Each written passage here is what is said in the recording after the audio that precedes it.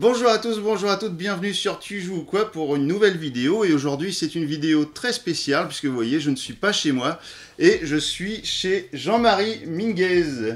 C'est bien comme ça qu'on prononce ton prénom, Minguez. Ouais, bonjour David. Bonjour, merci beaucoup de m'accueillir chez toi. Merci à toi d'être venu chez moi, Écoute, d'avoir fait toute la route. alors juste un petit truc, une petite correction sur la vidéo précédente sur les awards, un petit clin d'œil à ma Catwoman. Jean-Marie, tu es né à Perpignan. Absolument. Et donc un Normand bien de chez nous, comme le disait ma Catwoman.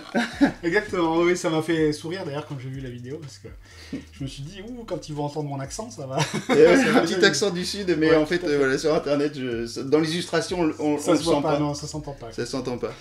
Eh ben écoute, ce que j'aimerais savoir en premier, en fait, c'est que si tu peux nous expliquer un petit peu ton parcours, puisque tu as fait un autre métier de commercial, je crois, au début. Ouais. Et en fait, ce métier, donc a priori, tu l'as laissé pour vivre de ta passion.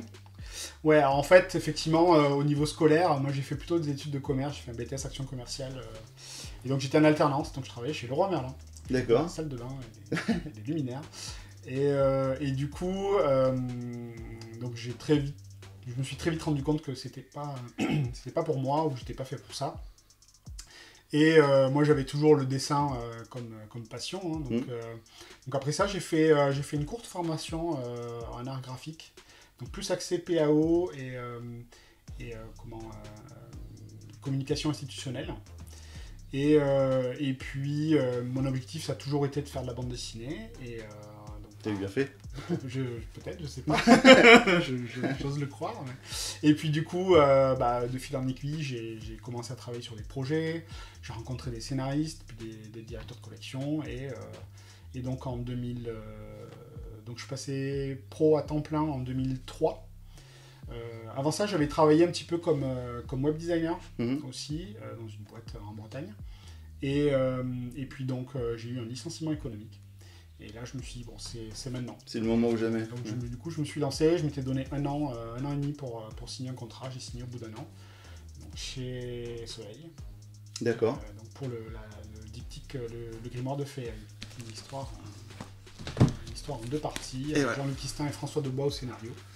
Et du coup, donc ça, c'est paru en 2004 et 2006, ouais, pour le tome 2. Voilà. Et puis ensuite, donc j'ai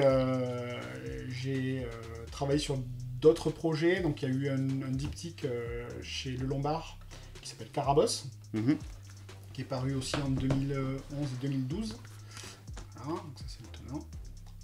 Je mettrai des petits inserts. Oui. Voilà, juste après ici, normalement, on verra des petits inserts d'illustration.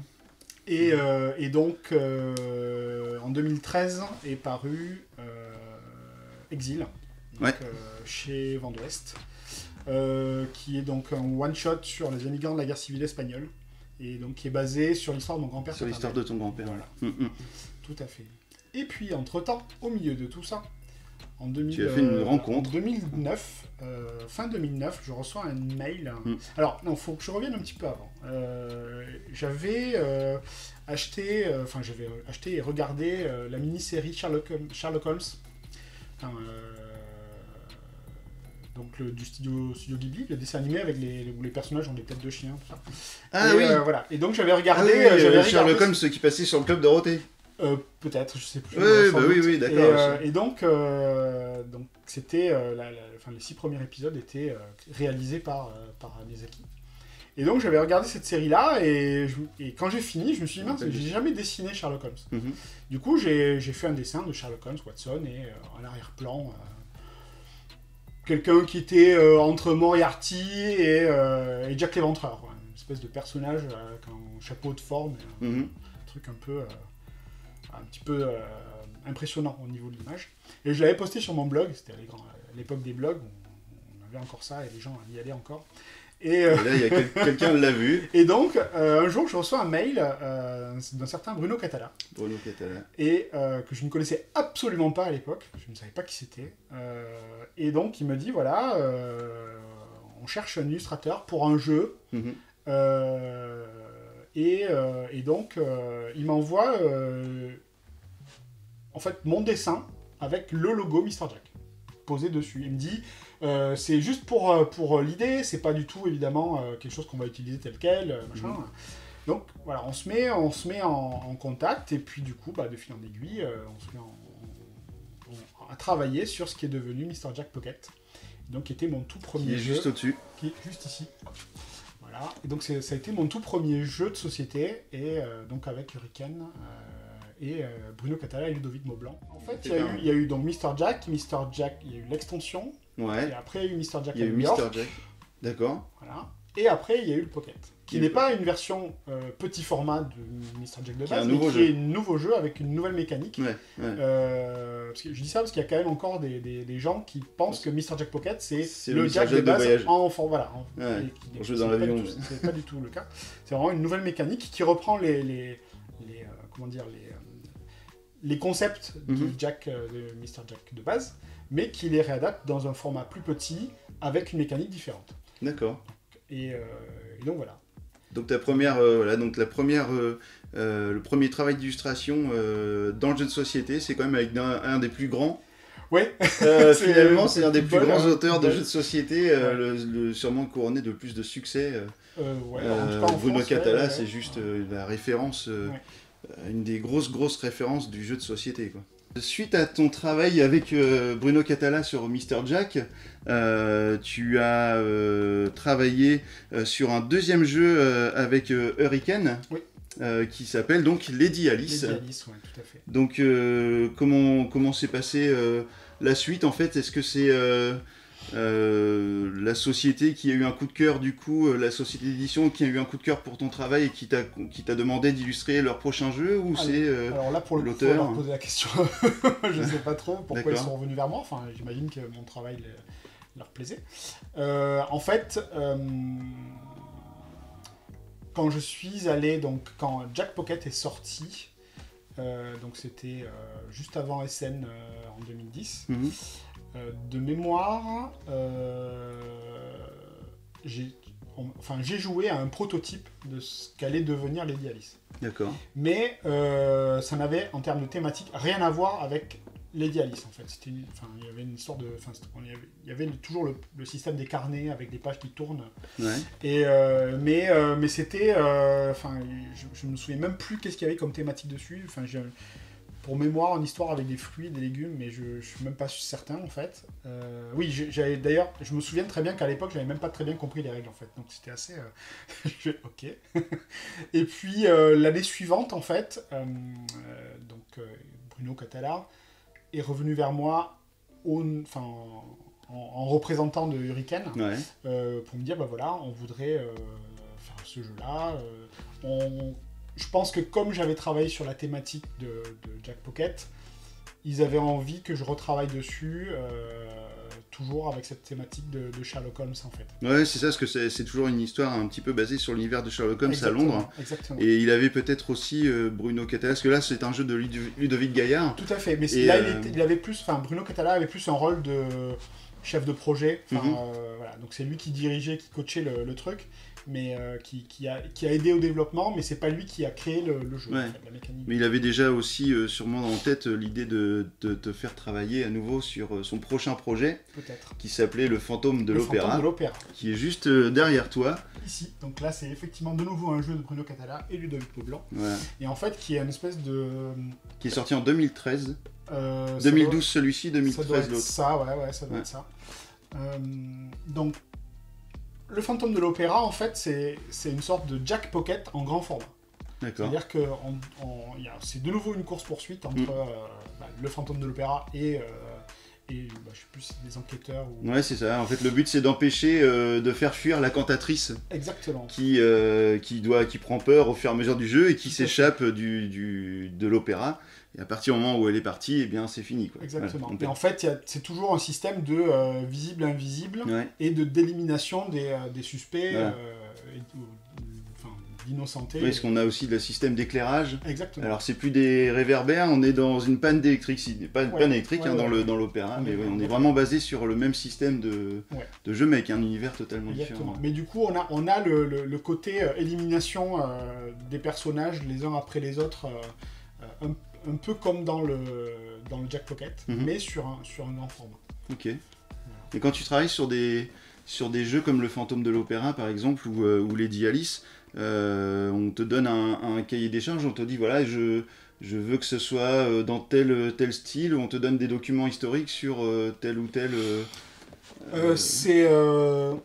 C'est assez variable en fait. J'ai pas, on me donne, enfin j'ai un cahier des charges. Ouais. Donc on a besoin de tant de cartes, il faut qu'il y ait ça sur les cartes. Ouais.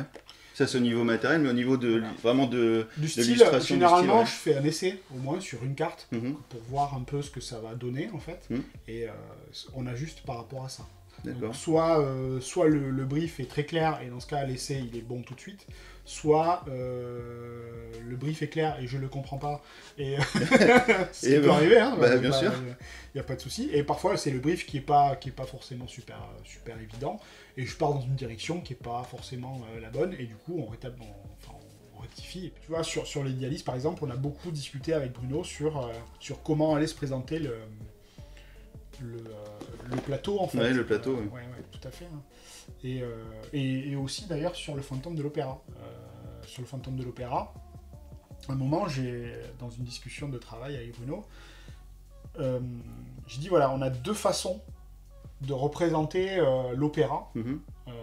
On a une façon, on va dire, réaliste, Ouais. où en fait, on prend l'opéra plan de Garnier, coupe, on le du coupe en deux bâtiment, ouais. et on représente à l'intérieur les pièces telles qu'on les verrait si on avait coupé en fait l'image, enfin le bâtiment en deux. Ou alors on prend des cases, enfin on fait on va dire une silhouette du bâtiment et on fait des cases à peu près toutes de la même taille et on fait une représentation de la pièce. Mhm. À l'intérieur, mais avec sa propre perspective, D'accord. sans faire vraiment un plan de Sans coupe. s'occuper du bâtiment vraiment Voilà. original. Et là, il m'a dit, bah écoute, tu vas l'illustrer, donc tu décides. Merci clair, Bruno. ouais, merci Bruno, c'était cool. J'ai eu notre première sueur. Et donc voilà, ça a été... du coup, bah, j'ai choisi la solution Plan de coupe. compliquée, donc plan de coupe, avec Mm. la perspective et tout ça. Bon, je sais pas Avec des si petits passages secrets, avec des petits etc. passages secrets, ouais. Mais ça c'était prévu dans le... Dans la mécanique du mécanique jeu, jeu de base. Donc du coup, je sais pas si c'était finalement la bonne solution, au final. Bah, c'est très réussi, moi. Enfin, tu sais. Merci. Bah, de toute façon, nous, en tant que joueurs, Merci on n'a beaucoup. pas accès aux deux choix. Oui, bien sûr. Ouais. Donc, à partir du moment où un choix a été validé avant, Ouais, nous, on ne voit que celui-ci. Ouais. Sauf si l'autre choix était le prototype de base et qu'on ait pu l'essayer dans un salon ou quoi que ce soit. Mais Alors les prototypes, généralement, c'est les clip art, donc c'est Ouais. des espèces de cases où elles sont toutes identiques, pardon. ouais.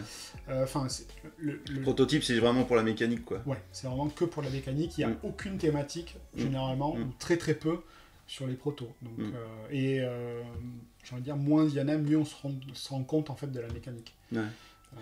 Si- C'est peut-être pas si, plus mal d'ailleurs que ce soit assez neutre pour vous, Ah. en tant Ah oui, qu'illustrateur. complètement, tous les- complètement. Au moins, ça vous laisse tout de suite votre esprit de création Ouais. Bon, libre pour aller vraiment dans ce que vous voulez. Tout à fait. L'important, c'est que le jeu fonctionne. Voilà. Parce que Et si le qu'il soit- prototype est trop orienté de base, ça peut être compliqué derrière. Ça peut Exactement. mettre trop de barrières. Ouais, tout à fait.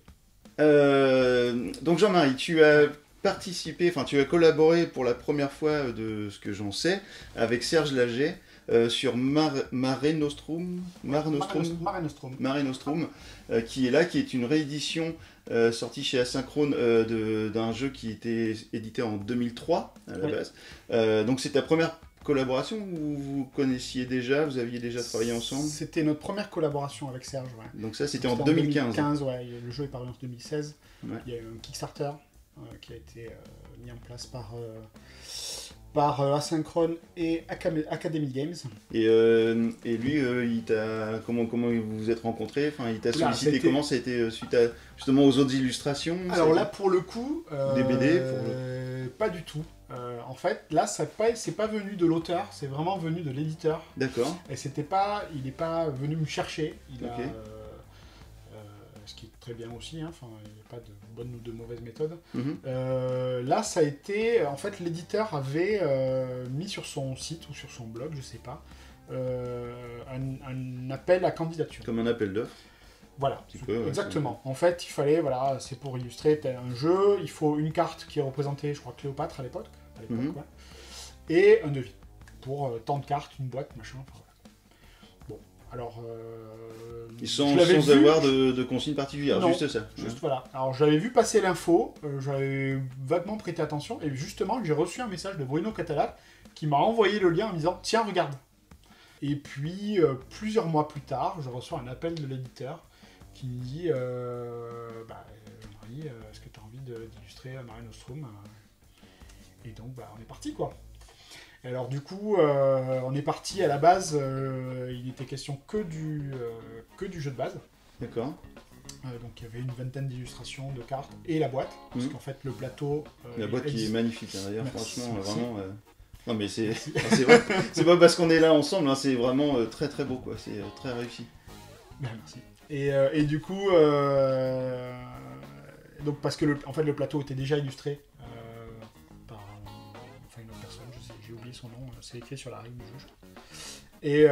Et tous les jetons, etc., c'était fait en interne. C'était déjà fait, Et du coup, j'ai commencé à travailler dessus. Et puis je commence à travailler dessus, et là, je vois qu'il y a le Kickstarter qui arrive, machin, et les extensions. Et là, les stretch goals peut-être déjà à les l'époque. Les stretch goals, ouais. Enfin, je savais que le Kickstarter allait venir, hein, mais quand j'ai commencé à travailler là-dessus, je savais pas qu'il y aurait un Kickstarter. Et je suis même pas certain que l'éditeur le savait. C'est venu assez rapidement derrière. Et du coup, la quantité de travail a été démultipliée, quoi. Et donc, le Kickstarter a bien marché. Bon, le devis a été multiplié aussi, ouais, c'est ce qui doit être un côté intéressant du truc. Tout à fait. Voilà. Et donc, du coup, c'était bien, parce que ça a été quand même un gros projet. Le jeu marche pas mal. Enfin, en tout cas, en termes de mécanique, je sais pas du tout ce qu'il donne. J'ai jamais pu avoir l'occasion, j'ai jamais joué à ce jeu, mais ça me donne vraiment envie. J'ai vu qu'il était toujours disponible, on peut l'acheter. Ouais, tout à fait. Donc, il est dans les alentours de 45 €, je crois, presque une petite cinquantaine d'euros. Et donc voilà, et alors pareil, du coup, j'ai travaillé beaucoup avec l'éditeur, et je n'ai eu un contact avec Serge Lager que très tardivement, en fait. D'accord. Et on s'est appelé, et en fait, le courant est très vite passé, on s'est très bien entendu au téléphone. On s'est rencontrés à Cannes, donc l'année où le jeu est sorti. Ouais. Donc en février 2015 ou 2016 pour le coup. Je pense, ouais, 2016. Et du coup, voilà, le courant est passé, et on s'était toujours dit qu'on avait très envie de retravailler ensemble. Et donc, il me disait, dès que j'ai l'occasion, dès que j'ai la bonne opportunité, j'essaye de te proposer. En tout cas, après, l'éditeur fait son choix, mais... Et donc, c'est ce qui s'est passé. Et on verra juste après que c'était une belle proposition. Ouais. J'ai remarqué à divers endroits, dans les bandes dessinées, que tu aimais cacher des petits trucs. Ouais. Notamment dans Carabosse, j'ai remarqué la DeLorean qui passe sur la route, là, qui est sur une route surélevée. Et puis dans le grimoire de Féerie, on a les petits boutons du... Je vais appeler ça le téléphérique, parce que ça ressemble à un téléphérique au-dessus des rues de course de poulet du Mont Janzé. Tout à fait. Voilà, donc ça m'a beaucoup fait rire. T'as bien bossé. Non, mais c'est ce que j'ai remarqué en lisant les BD, et puis en même temps, je suis sûrement passé à côté de certains trucs. Et il y a deux choses qui m'ont tapé à l'œil, dans l'œil. C'est cette carte. Ouais. Donc cette carte dans Mister Jack Pocket, voilà. Et Aigure, dans Nidavellir, alors il est là. Voilà, alors je pense que ces cartes te représentent. Tu t'es auto-dessiné, et alors en plus le personnage a une casquette dans Mister Jack Pocket, et j'ai remarqué sur ta page, la page de ton site internet, que tu es en photo avec cette même casquette.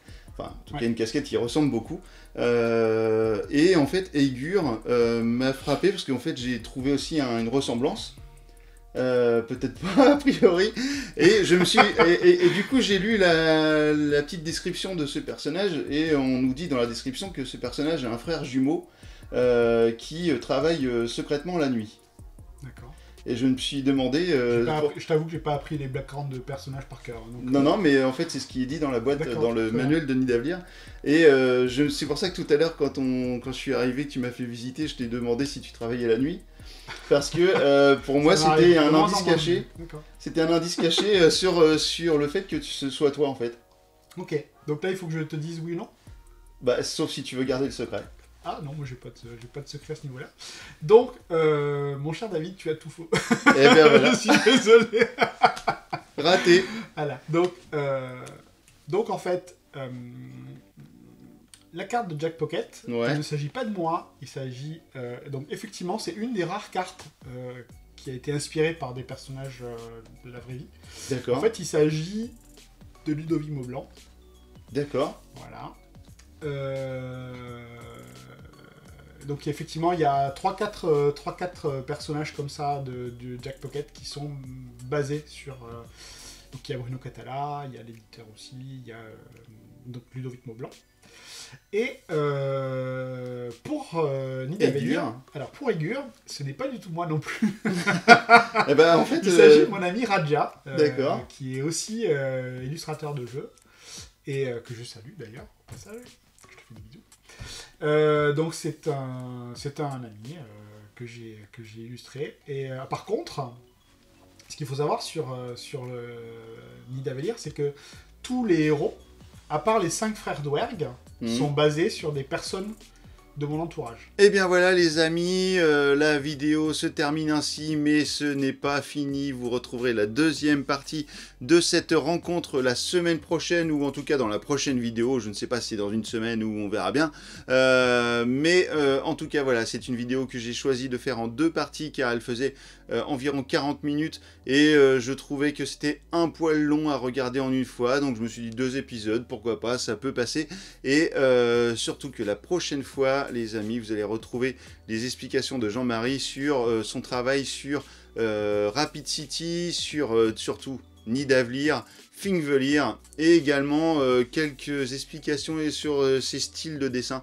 Et vous allez voir, c'est vraiment très enrichissant et très intéressant. On se retrouve sur la prochaine vidéo avec Jean-Marie, dans les mêmes conditions, chez lui, et vous allez voir que c'est vraiment très cool. À bientôt sur Tu joues ou quoi. Ciao.